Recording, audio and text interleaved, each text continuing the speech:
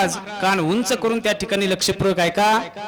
ही कथा काय देते तर ही कथा त्या ठिकाणी एक प्रकारचं जीवाला सुंदर प्रकारचा भोग देतोय. नवे नवे ज्याची तुम्ही आम्ही सगळेजण वाट पाहत असतो, ही कथा त्या ठिकाणी एक प्रकारचा मोक्ष प्राप्त करून देते. संसारिकाला सुद्धा या कथेचा अधिकारी आहे आणि मोक्ष प्राप्ती या ठिकाणी होता येते. आणि म्हणून त्या ठिकाणी आपण सर्वांनी, आपल्याला दिसत नाही पण एक अदृश्य शक्ती त्या ठिकाणी एक प्रकारची देवाची असते. आता आमच्या सोबत जे महाराज आलेले आहेत हरिभक्तपरायण नामदेव महाराज, यांनी देवाचे अनुष्ठान केलेले आहेत. देवाची काही शक्ती त्या ठिकाणी एक प्रकारची प्राप्त होत असते. आमच्या गावामध्ये प्रज्ञाचक्षु इंदुताई महाराज टाले आहेत. आम्ही तुम्हाला कालही सांगितलं, मैं जहां भी जाता हूं वहां मेरे गुरु का वर्णन करता हूं, क्योंकि गुरु को देने की रोटी पर मैं जगता हूं.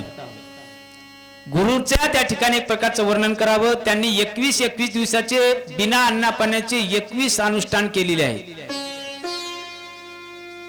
आमच्या हरिभक्तपरायण प्रज्ञाचक्षु इंदुताई महाराजांना 21 दिवसाचे अनुष्ठान केलेले आहे. तर जीवनामध्ये अनुष्ठान जर केलं तर त्या ठिकाणी एक प्रकारचं जीवनामध्ये प्रतिष्ठान प्राप्त होत असते.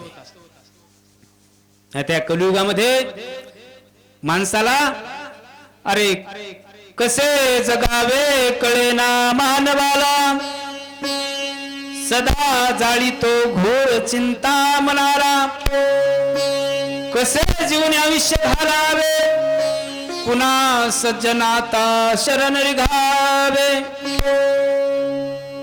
जीवनामध्ये त्या ठिकाणी देवाकडे जर जायचं असलं तर त्याला तप लागते. भास्कर महाराज, तप जर असलं तरच देवाचं त्या ठिकाणी आपल्याकडे जाण्याची पत होत असते. कारण तपेविन दैवत, दिदल्याविन तपेविन